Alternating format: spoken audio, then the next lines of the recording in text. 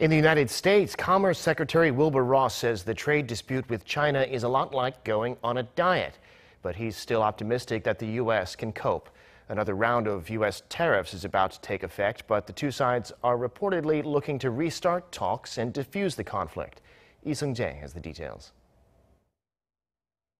U.S. Commerce Secretary Wilbur Ross says the U.S. can deal with the pain of a trade dispute with China because of the strength of the American economy. Speaking at an event in Washington hosted by the U.S. Chamber of Commerce on Monday, Ross says it makes more sense to take an aggressive stance toward China when the U.S. economy is doing well, citing an unemployment rate that's hovering around its lowest level since 2000. The Commerce Secretary also compared the current trade dispute to the start of a diet, saying that it's no fun in the beginning, maybe a little bit painful, but at the end of the day, you're kind of happy with the end result.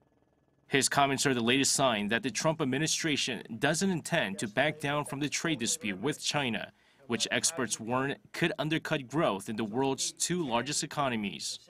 However, according to sources, the two countries are trying to restart talks aimed at avoiding a full-blown trade war. They say that U.S. Treasury Secretary Steven Mnuchin and Chinese Vice Premier Liu He are having private talks as they look for ways to re-engage in negotiations.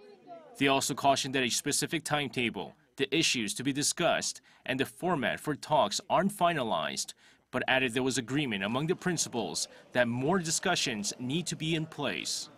The next wave of U.S. tariffs is set to begin on Wednesday, with the possibility of another $16 billion of Chinese imports being slapped with tariffs.